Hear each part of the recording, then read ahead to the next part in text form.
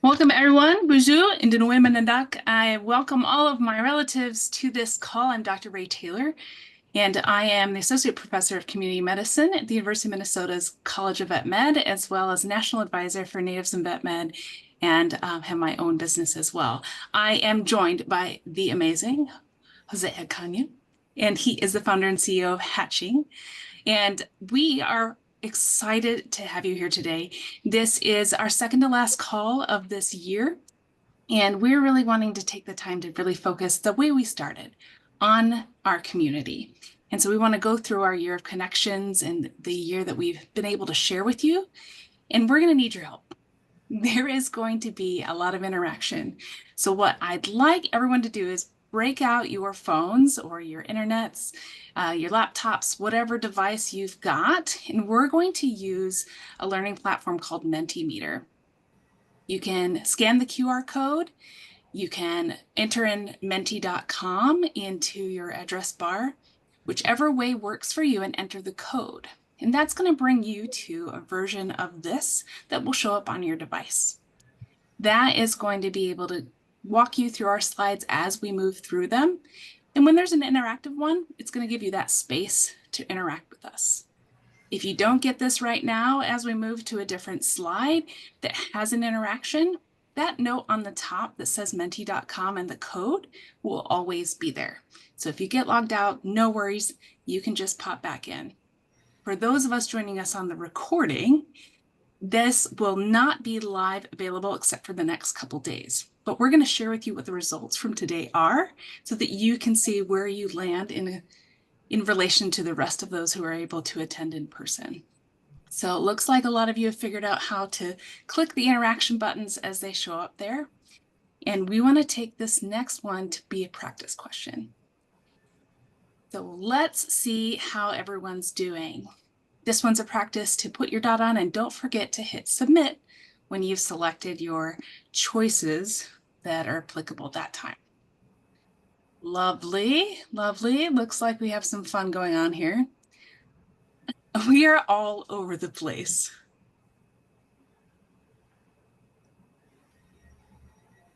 Looks like everyone's really getting a good feel for how that works. Thank you so much for everyone who's participating. This is really, really a lot of fun to see and hopefully a little amusing. I think we can all identify with the many faces of cats that exist in the world.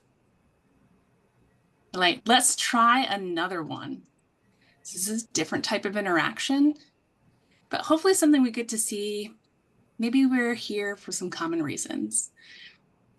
Everyone has so many different roles that they play in this field of animal welfare, and the drivers are different, and those drivers might actually change over time, right? Maybe you started with one why, and it's transitioned to other whys. There's different seasons of your life, might be one or the other. And so it's always one of those things you want to look and see who else is here, who's at the table today. And that can be here on this giant, database of all of the people that might be watching today. But that why and understanding the motivation also applies to your team or members of your community or the people that you work with.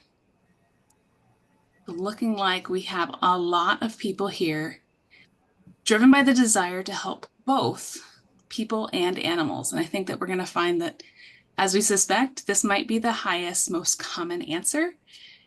And what we really want to accentuate in our community conversations is that those pieces, the people and the animals, are wildly important, and the balance between the two. So we're going to take this time today to dive into those things that we've learned in this year about people and animals. So before we dive into that material, we do want to make sure that we take an opportunity at the beginning of our call, as we often do, to see what else is going on that we want to make sure to share with all of you. I'm going to hand it over to Jose. Yes. And so as you all think about, if you have any national updates, you can, or announcements, you can put those in the chat. Or you can raise your hand and you can unmute yourself while you prepare to build up the courage to unmute and share one or put it in the chat. We also wanted to share a few things from the team at Maddie's that, as Dr. Ray said, this is the second to last call. So make sure to join us next Monday. We have our final community conversation for this season. And then we will be on a summer break. So there will be no calls the month of July. But something really important, when we restart these calls starting in August, there's going to be a new registration link. And so you'll also see that in the chat. And I'm sure the team at Maddie's will send it to you in a variety of ways, whether through email or through engaging with you on the forum. But we want to make sure that you still are able to participate in the magic of this community. So grab that link. And, if you have this time blocked off on your time for the summer months, maybe you reclaim that as your own time and you do something for yourself. Let's see what you do with that hour block that may still be there for yourself. But outside of those, does anybody have any national updates? Is there anyone who would like to unmute and share? You can raise your hand. You can use the raise your hand feature because we're somewhat limited. And Allison, if you see anybody. Let's see. We got Elke. Did I pronounce that correctly? You did. Thank you. Hi, everybody. It's Elke from Haas, Human Animal Support Services. And we recently launched a more enhanced partner experience. So we just want to remind you all that we'd love for you to be a partner, join in on the 400 plus shelters, rescues, and social services that are also partners. And the reason why I'm telling you this is because this Thursday at 2 o'clock Eastern Time, we're going to be conducting a networking meeting, which is open to all partners. So if you sign up today, you will receive an invite to register. Now we're going to kind of theme our networking topics, but you can come with any question or challenge that you might want to sort out with others like-minded. The topic of the day will be find or foster. So we'll be kind of talking about what people are experiencing. We'll talk about research that we've done. You can talk to others, but also bring any other idea or thought to it. So I will put the link in on how to become a partner, and then you'll be receiving more information. Beautiful. Thank you, Elke. Thank you. All right. And we also have one from Kristen in the chat. Kristen from Community Cat Podcast here. We have our annual online feline leukemia day coming up on July 19th from 10 a.m. to 5 p.m. Eastern. It's a great chance to learn more about this disease. You can get all the details, and she put some information in the chat. So thank you for that. And I see we also have Angel Guzman, who I happen to know. Angel. Hello, everyone. I want to invite you into something special that Hatching is offering thanks to Maddie's. And it's an 8-week instructor-led online course called Live Better, the Power of You. And it's created for people like you and us who care deeply but are feeling really stretched thin. So a little about the course. Sessions are held every Wednesday, and they're starting on July 2nd. Each week, we'll slow down together to cultivate compassion, explore emotional resilience practices, reconnect with your purpose, and just help us feel less alone in the work that we do and in the world around us. And so this is also a way to network, as you'll be joined with other animal welfare professionals from across the US and Canada. And they're all showing up with the same passion and real life challenges. So thank you to Charlotte at Maddie's for helping support our microsite, which is where our online community will be held. And so if this line of work, in this line of work, we know how easy it is to lose yourself in the mission. So this course is your invitation to come back to yourself and live with more sustainability in heart. So I'm going to drop the registration link in the chat for you all, and you can join our live sessions. Every Wednesday we'll have 3 sessions. There'll also be a recording. So if this speaks to you or anyone on your team, we'd love to have you join us. So thank you, Jose and Maddie's. Thank you, Angel. All right, Sebastian. Thank you. So this is my first time here, so I'm very, very new to this, and I would love to start off thanking everyone from Maddie's Fund for doing what you do, because it's we are a pretty new, just about a year, nonprofit organization, and the training that you offer is absolutely phenomenal. It has helped us so much. So thank you so much for that. Just something that I want to share real quick. We focus mostly on scientific research for cats. It's both basic research and also systematic reviews, helping veterinarians get access to like the best knowledge available on a specific topic. And I just want to stress that all the research that we do, we never stress or hurt or kill any animals. So I think for a lot of people, that's very important. One thing that we're trying to do to engage people and understand better what we do is we started a cat book club, which is every season. And on our website, I'll put it in the chat later. We discuss a book, and the one that's coming up in September is from Tanya Guerrero. It's called Cat's People. Maybe some of you heard about it. It's pretty new. It was released in April.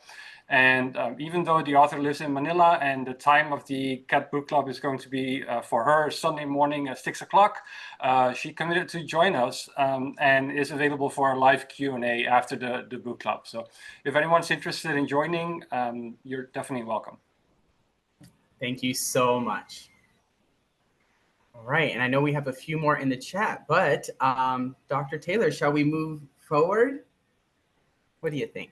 Sounds good. All right, everyone. So before we kind of go into the presentation, we wanted to kind of stop and have a moment where we maybe connect to ourselves. It's 11:11 here on the Pacific Coast, some magic numbers, but we know we have people calling in from all over the world, essentially all over the United States, all over Canada. And so you might be arriving from a morning meetings. This might be your very first thing you're doing today, but we wanted to just spend a few moments to just pause and connect with ourselves. And so there's going to be two kind of things I'm going to be guiding us through. The first is a switching exercise that if you've been on our calls before, you might have seen mindset coach Taima do this. And then the reflection question I'm going to ask y'all comes straight from the heart, and it's really inspired by a good friend of mine named Marilu, who has a nonprofit called The Anong Way. And so you can find more information about them in the chat. But so I'm gonna lead you into a switching pose. So for those of you who are sitting, hopefully, if you are driving, do not do this. For those of you who are in a place to sit, the first thing you're gonna do is sit upright. Imagine as though a string is, maybe pulling like a marionette, like pulling your head straight. And the first thing you're going to do is get your left leg and you're going to cross it over your right. So right away, our brain is starting to make us think, wait, right leg over what? So left leg over right leg. And then you're going to put your hands out like this. And then you're going to move your thumbs down and then cross your right arm over your left arm. And you're going to interlock your fingers. And if this feels available to you, you're going to twist in. And it should feel like a nice hug. If this feels uncomfortable, you can always just put your arms crossed like this. If that's also not available to you, you can just imagine it. So wait, I got to put myself back in. All right, I invite you to now close your eyes, or you can drop your gaze if you're more comfortable. And just start by taking 3 big, deep breaths. Make these the biggest, most intentional breaths you've taken today.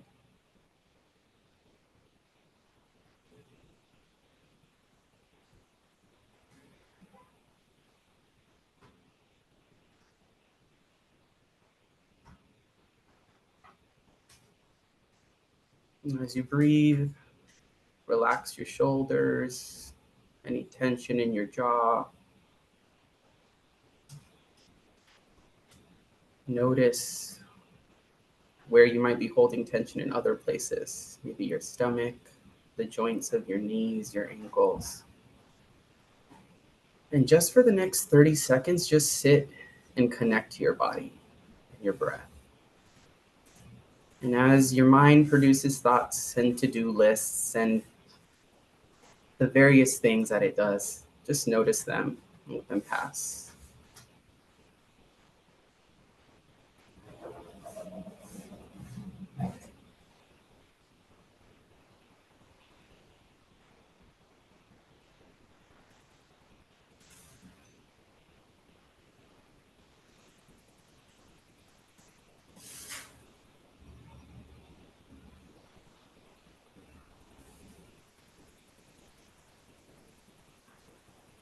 Notice what your body's feeling. For some, this will be relaxing. For others, it may make your heart beat faster because you're not used to being still. All of the experience is okay. And now this is where we bring in the reflection question from Marilu. And she often asks, what's on your heart? The world is a vast, complex place. And so often we do not even connect or know what we might be feeling. So for the next 30 seconds, just inquire within yourself, what's on your heart?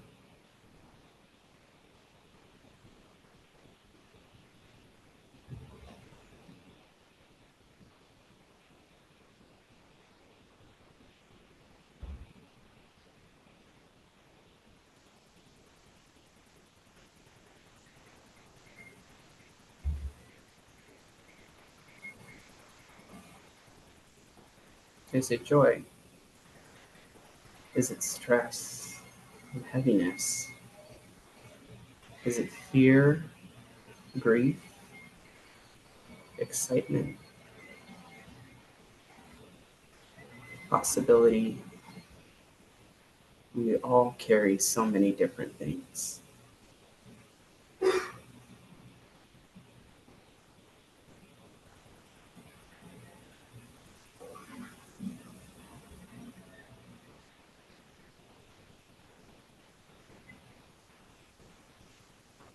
And because some of us might be holding some heaviness in our heart, before we release the hold, I want everyone, as much as you can, to find the courage to look for something to be grateful for.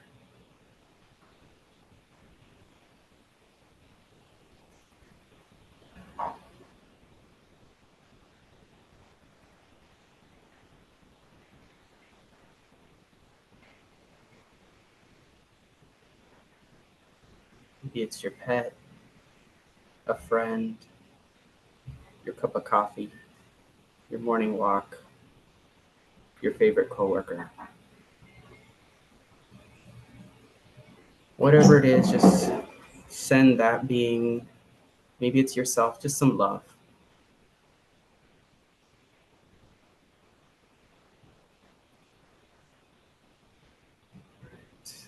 Take one more deep breath in. And when you exhale, release the hold, open your eyes, and come back.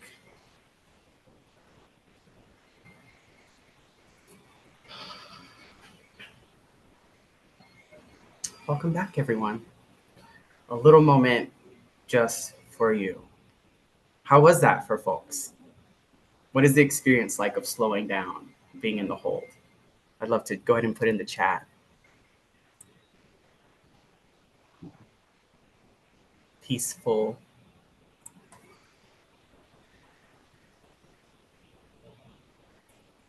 Felt really good and needed. What about for you, Dr. Taylor? What was that like? I like the idea of scheduling that like at least once an hour. Yeah. Slow down. Coach Ty often uses this phrase that she coined called stop, drop, create coherence. It's from the stop, drop, and roll. It's like when you're emotionally on fire, you stop, drop, and you create coherence. And she's like, sometimes you do that right before the stressful situation, and sometimes you do it in the morning just to prime yourself to create the capacity for whatever may come. Afraid that I may fall asleep. That happens to me sometimes. Your body's like, oh, it's actually relaxing. A break and a release for my brain. Realized how much tension I carry in my shoulders. Yeah. Just a little break, sometimes connecting with yourselves. We realize it. And when we recognize it, there's something magical that happens. Like our stress, our tension wants to be witnessed. It wants to be honored. And I think by slowing down and even sitting with the discomfort feelings, they're not all positive, joyful, full of gratitude ones. It's like by allowing ourselves to be with it is the process of allowing it to flow through us so that it doesn't stay stagnant. So use that wherever, whenever you need it. All right. So powerful. the work that we do on ourselves affects everything that we do. And throughout the Maddie's conversations in the last year, we've had the wonderful joy to be able to take some sessions that really did focus on self. And as you've utilized some teachings from Marilu and from her burnout to balance, and we're looking at the single self things that we need to do that affects everything.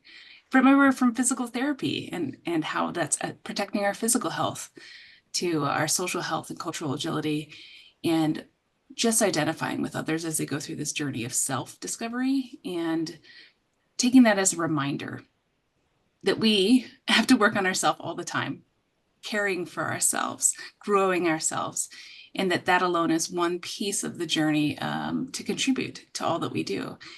And the question then we have for those of you who are joined us today is thinking back to those sessions and other sessions.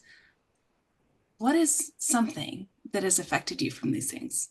Share a belief or a habit or approach that you've shifted in this last year, maybe because of what you've learned or experienced here in our Maddie's community conversations.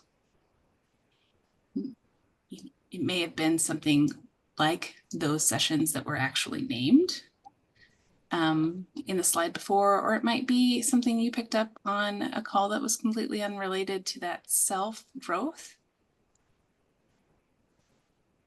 Is there anything in particular that you've thought of more than once after that session? And if you want, you can always join at any point in time at menti.com and enter that code in. And this is a short answer, so you can make it brief or add as much text as you need. But those are going to pop up and see how those things kind of come up. Jose, what comes to mind when you hear this question? Yeah, and I think part of what is, because it's like everything is so interconnected, right? Like the way our own belief systems and our habits, or as Marilu would say, our practices, like it all creates like how we do our work, how we interpret other people doing the work. And so I love that, like, we're starting with really trying to pause to reflect, like, wait, what did any belief change in this? Because I think so much of what we do in life and in this forum specifically is we learn, and sometimes we have to unlearn. We have to unbelieve something. And, I remember one thing that sticks with me is Dr. Boyd, when she talks about, cultural intelligence. And she says, a lot of folks have emotional intelligence and they confuse that with having cultural intelligence. And I was like, oh, I think that's me. And it was really helpful to have that language and have that presentation, because I had this belief about myself that I have high EQ. I must be able to navigate all these situations in a really thoughtful, emotionally inclined way. But because I'm limited in my life experiences, that lack of humility, that thinking I know, prevents me from actually learning and knowing, And so that's something that really stuck for me. What about for you? And it's funny that you mentioned that with Dr. Boyd, because those things are so crucial to the work that I do, and understanding that veterinary care and access to care is a huge portion of that cultural humility and understanding those issues. And when we look at these things from that, novel lens, is accepting things like, there's a comment here about bias. We all carry these biases and we all carry privileges, and how that affects our work and how we interact with others is something that I'm constantly reminded of in our calls. I love these comments about leading with compassion and not be judgmental. What a powerful statement and thing to carry with. And that it's okay to take care of yourself. I love that, because I think that this is something that resonates so much in our profession, that we put so much of ourselves into our work and into the care of animals, that we forget to take care of ourselves and forget to set healthy boundaries. And this is a great reminder. So thank you so much for those comments about that. When especially on that, when something you and I have talked a little bit about is and we think about that kind of question of the day, why what motivates you to do this work? And the vast majority of people, it was either to help animals or to help people and animals. So everyone was in what I call wanting to be of service. And I think we want to be of service to the animals, to the people. And the thing that I know gets in the way of me being of service is when I get burnt out and my nervous system is completely activated and fried and I'm in my hustle mode and I'm telling myself stories about what is possible and what's not possible. And I'm in my own cycle of shame and blame and guilt, right? And all of that has me centering myself and actually not centering being of service. And so I think a part of why we take care of ourselves, it's not just to be in like aloe yoga pants, green juices, and like, a sound bath. I love all those things, by the way. It's actually to take care of ourselves so that we can take care of those that we care about in our charter, our families, our friends, our community, the pets. And I think that's why it's important that because it can be very individualistic and self-indulgent in the US, I think about when we think of self-care. But self-care is so that we can be of service. So I just wanted to kind of connect that dot. 100 million times second what you said. It's all about this cohesive and finding that balance. And I think that what I'm going to do now is bring you to that. Jose, could you expand even more about this connection to each other, going from self to others? I think you have a wonderful exercise for us. Yes, no, I'm excited about this. This is something that I've done before, and if you think about this community conversation season started in August of 2024. Today's the 41st conversation. So we've had 40 conversations on a myriad of topics. And when I was starting to remember like everything, it's kind of like someone asking me what I did in November or what I did in December. Or honestly, if someone asked me what I did 3 weeks ago, I would need to look at my calendar or something. And so one of the things that I like to do sometimes is actually go through my camera, my photos, because I like to look at, and especially if I'm going and looking for something. So it's about like not just going through the activity blindly, but going with some intention. And so what we're going to do today, I want everyone to pull out their phone and open your camera roll and go back to August 2024. So that might take a little bit of scrolling. I know for me, if you have an iPhone, it should tell you like where you are at the upper top. So let's see, I'm in February, I'm still 22. All right, I'm now in August 2024. And I want you to look through those photos from the past year and look at what moments stand out to you, like specifically where you were connecting to the work and your team and your community. I'm sure you have lots of pictures of food that you took, if you're like me, or if you're also like me, lots of pictures of your dogs and all these fun positions. Maybe that is your way of connecting to the work, the human-animal bond. But just take a moment and scroll through to remember your life. Set some context for yourself.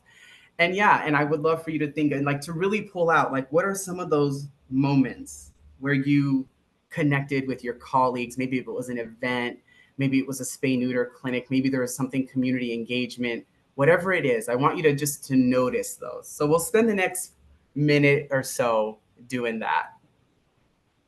Have you seen anything fun, Dr. Taylor? Anything that like you're like, oh man, I forgot that happened? There's so much. Apparently, I take lots of nature pictures. There's the little frogs, northern lights, the moon and the clouds. Those are just wonderful pictures of the people that I have the joy to work with. And that, you can't see anything with this sweet, sweet little girl wearing a stethoscope at one of our community clinics. It's just so much joy that fills my heart to be reminded of these moments. What about you? Anything other than your baby? Your fur baby? I have lots of pictures of my dog Nugget. He's so photogenic. I think it's because, one of the things we're talking about is it's the picture also represents something we're paying attention to. Like we don't take pictures of every single thing of our life. So like for me, I'm like, when I look at, especially in the context of work, I feel lucky that I'm working with people that I love and respect. I'm also looking and I'm like, oh, a lot has changed. And some of this change has not been good. And some of this change has been actually none welcome. And I'm like reminded of some lessons. Like I'm seeing pictures of, I don't think it'll show, but this is like outside my front door, the fires in January, you know, like it's a major on your life. You know, and in LA, like we have a whole new kind of crisis here right now, you know? And so it's just like, and I think everyone is experiencing that. And so I'm also just reminded of like, this year has kind of kicked my butt in some ways, you know? Because I'm like, yeah, it's a reminder of the kind of expansiveness of life. And I think that's whenever I look at these photos, I'm reminded of the range of life. So what do your past year photos reveal about how you've connected to your work and your coworkers and the people you've served?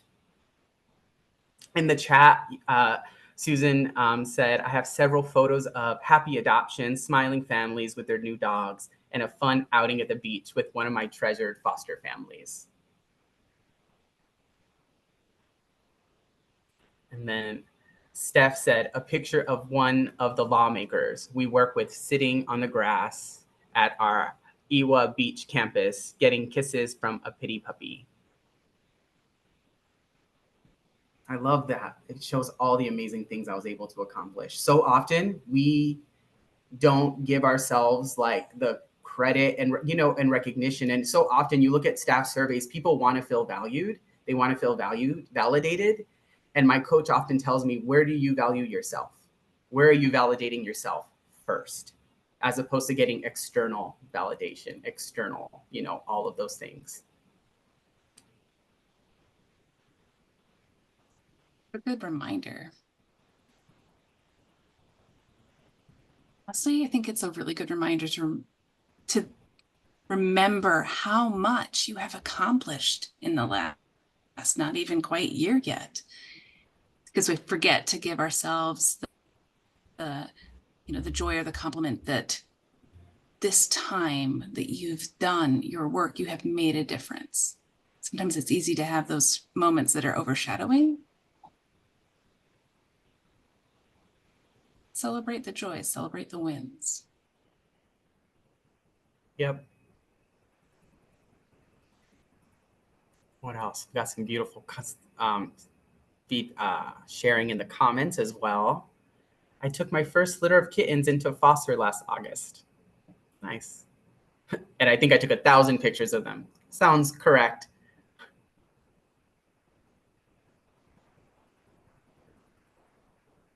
Oh, great comment. Reminding you why you opened your facility and the purpose. What a great reminder.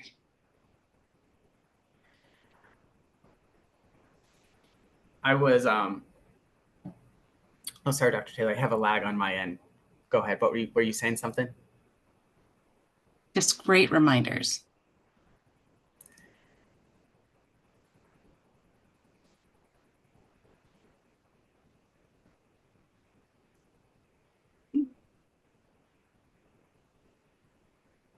Looks like one of our comments is really showing the balance between, you know, personal challenges in life and how the work almost became a center, or how it helped you heal yourself by being surrounded by animals. And I think that's a point that resonates with a lot of us.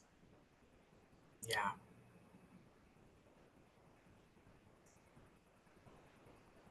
You think back to all of the sessions around these topics, we had a lot.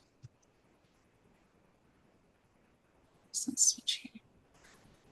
Everything from looking for behavior and learning amongst ourselves and our teams, how to be functionally working towards things like hiring and building grants, those types of things, to really, on the other end of the spectrum, we're working to see how much do we need to change in our system to be able to work with communities. So exploring maybe areas we didn't quite have a full understanding of, whether that's through domestic violence or through animal control laws, and looking at those types of data inputs. Any of these really stand out to you, Jose, of making a big difference for you in that last year? Oh, let me think. There were so many good ones. I really enjoyed the supported people equal supported animals, the developing and maintaining a strong team. I think it was a really reminder of the foundationals, that like the things that are very what we call basics, like back to basics. But when we're in the kind of grind and the hustle of our jobs, we can lose those things. I lose those things all the time, just like basic email kind of responding etiquette, certain things, just having certain systems and times being able to follow up with people. I think that, and then I really loved Janelle's presentation and her link of domestic violence. I really learned a lot. And I think I so often enjoy when we have speakers who are outside of our sector, because we can get so insular that we can forget that there are a lot of other people with expertise solving other complex problems that we can learn from how they do that and the intersections that they have. What about for you, Dr. Taylor? The intersections, piggyback on that, they're innumerable. And part of that, I think, is recognizing the expertise that we're surrounded with, including and specifically the community that we work with. And so I liked the idea of hiring within the community and how that could really bring in so much diversity and novel concepts and expertise if we actually practice that more. And no one knows better than the community themselves. So being able to take that to heart and really adding that to a program is an relatively easy way to skyrocket the success of your program. All of these things are their key, right? They're about the community. And so when we look at those, there's many that we listed. Thinking about it as a listener, as someone who attended these with so many different types and such a breadth of topics, what did that actually bring back to you in your organization? So what made you think differently about how you could work together? What that looks like as a whole in a community?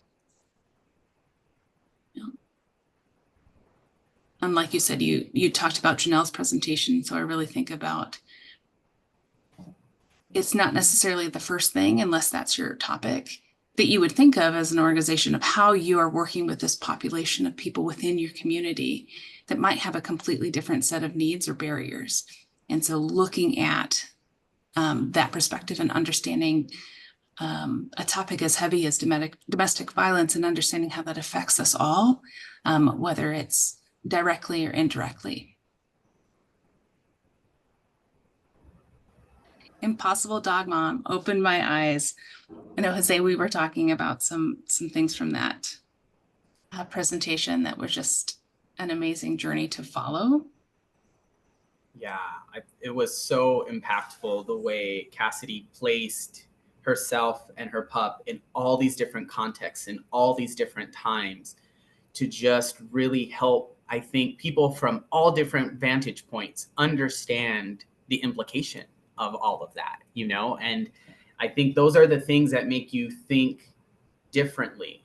It's when because I think for me, it's learning that and then saying, okay, how do I apply this in my life? Like, where am I making still judgments? Where do I still think that I know something where I would really be benefited by inviting some curiosity and some humility and some being okay with not knowing, and being okay with maybe what I knew is outdated and it's time to, upgrade my iPhone and upgrade my mindset at the same time. Very true. And I think about the topics that we talked about this year, but I also think just about life. You mentioned how so much has changed in our world in the last year. And so we're thinking about any of those topics that literally just affected all of us, or like you experienced the fires in your backyard. How do those experiences, not just the topics we talk about, how does all of that affect how you work better together within that community?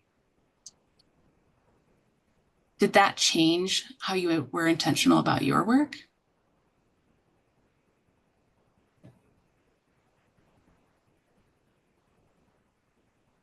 And I love the, like, I think the questions we're asking are really reflective. So it takes people some time to like think, you know, and put it in there. So for those of you who are thinking, we're looking forward to seeing what might be coming up. Was there one for you, Dr. Taylor, that like really kind of like that you still think about?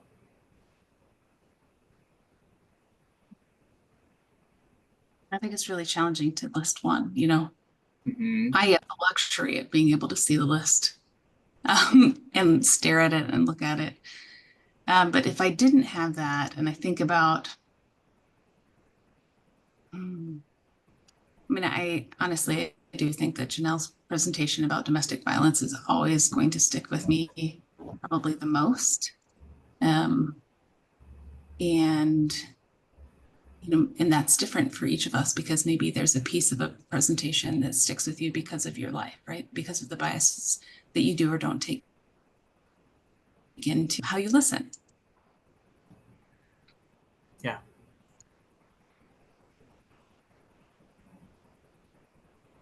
So as we think about that no matter what work we do in our teams, right? No matter what we change about the work that we actually do on a day-to-day basis, how we do the work it's all about connecting with community. Beautiful. Or expanding from those kind of group work things and then looking at the bigger picture, right? Which is, I think, answering this point of what you all said in the beginning, that you're here to do the work because of the people and the animals. And I think like what I've always enjoyed about the community conversations is it says it in the title, right? It really centers community, because I think when I first started in this field, we're very shelter centric, and even like what is the community, and like having people be like community centric sheltering, you know, as something that is a phrase, and there's practices that are associated with that now. And it really has transformed things. And we are the community, you know, we are part of individuals that are also part of that community. And I think that so much of like we connect to ourselves. So we know like, what do I think? What do I believe? What is motivating me? What do I need to sustain this service impact that I want to have? And then we have all these topics that are about like, how do we better relate to ourselves or to the work and each other, you know? And that's like what we just talked about, all those different topics that make us better at like relating to each other and the specific animal well-being industry.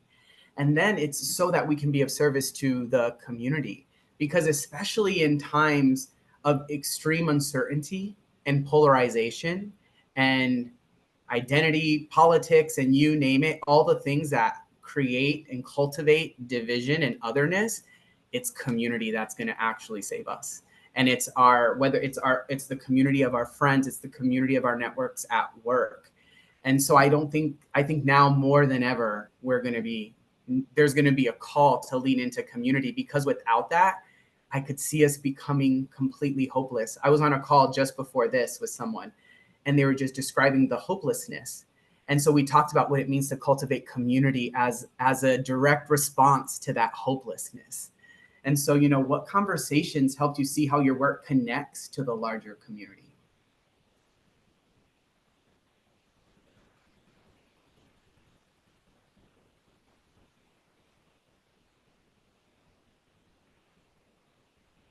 I think there's a comment in the chat about just a really unique situation that happens in community. A teen-haired cat that they did last April and never saw again.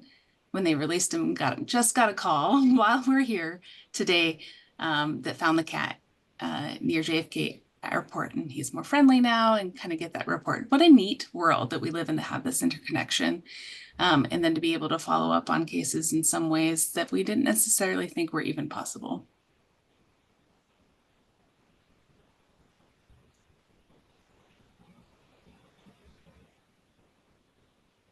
Dr. Taylor, I'm curious for you, like in your journey becoming a veterinarian, like was it very like early on that you knew like this is more than just working at a clinic. This is about working and being part of their community? Or did that, at some point, did that shift for you where you're like, oh, community medicine, this is a different kind of approach than I got to go and build a practice, you know? It's a great question because, now we have a program called community medicine, and we have concepts that we talk about like access to care, and spectrum of care. But for me, my introduction was that those were implicit. And so I actually had to go through a period where my understanding of this whole community approach, that everyone is affected, the environment, the animals, the humans, they're completely interlinked, wasn't implicit to everyone else in the field. And so you had to like justify or explain that interconnectedness. And again, now we're in a place that a concept called One Health is trying to name or wrap those things together in order to, that it doesn't need a name, right? It's just the way of doing. But by giving it a name and explaining what that concept, then we are better built to be able to share that knowledge by giving it a framework. And so that has definitely changed over the course of my career. Oh, this isn't just a normal thing, because that's how I learned it. That I learned it in a very remote area. I learned it by, you're the vet, you do whatever's available to you. You interact with your environment, you interact with your patients and clients, and everything's customizable, right? It's whatever is available and appropriate and respectful to people, animals, and the planet at that time. So it's been a constant evolution of kind of understanding. And we have, that's like such a, like the journey that I think so many of us have been on, in this field. And now, like like you said, there's a name for it.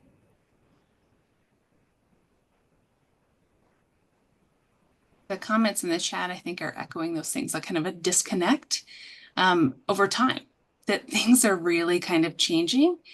And one of those topics that led to this is understanding the human-animal bond. Again, another concept that has been named and now researched to be able to support the work that a lot of people are doing, that is getting more support now that maybe didn't in the 10 to 20 years ago, because we're transitioning a way of thought of whether or not there is a bond between humans and animals, and what that bond can mean, and what animals are capable of thinking or feeling, and understanding the ways that the community has driven this change, and the community needs understanding.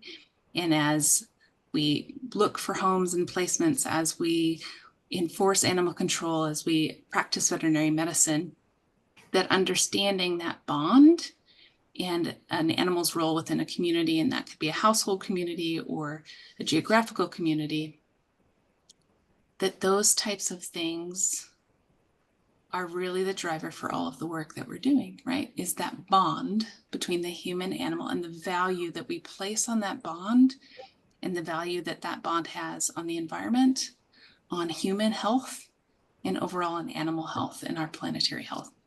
What a connection. I mean, absolutely exponential impacts by understanding the human-animal bond. What changes have you seen in that understanding? Yeah, I think it has been the evolution of seeing how the bond, like, and just in our own lives, like the world, like you can be in such despair about your circumstances in life, personal, professional, otherwise. And then if you are lucky enough to have a dog, a cat, a bird, a lizard, whatever, an animal within your life, just how healing that is. And I think with communities, and we understand that animal welfare we exist as a byproduct of all of these socioeconomic, structural, systemic issues that are rooted in like community, right? And so by connecting those dots and realizing like one of the community is challenged, community is suffering, and one of the ways that we can connect and heal is actually through the human animal bond. To me, my relationship with my dogs teaches me so much, and it's really healing. Like I heal from traumas with my mother, with my dog Nugget, like truly. Like I'm like, okay, you're like my mother reincarnated, and I'm like, here's my next chance to like heal some of these things with you. So yeah, I just think that I love that we have elevated language and dot connecting that helps drive this point home. But this is our final slide before we let everyone go. Community is it, right? And that's why we're here. We're having these community conversations. And we hope that we delivered over the last year what you asked for. And we engaged with all these presenters, these brilliant experts in what they're doing to be able to give you hope. And I see that you guys are pulling that word out right away. So please feel free to enter your words in this slide. If it's not showing up on your screen, hit refresh. You can also enter the code again at the top. And the way that this works is as words are repeated, then they get bigger and bigger. And driving home the point that it was listed in the last slide, someone said, we're not doing this alone, right? This is hopefully one of the biggest reminders that we can give you by being a part of the community conversations and the work that we cannot thank Maddie's Fund enough for. So gratitude for that we're not alone, and the community is not only the purpose, but also the driver in that bond. We hope to see you all next week when you join us for our final conversation and before we go on to summer break. Thank you all for coming and for interacting with us today. We're really glad that you're part of this world. Yes, gracias everyone. Be well. Thank you. Have a great day. Thank you. Thank you.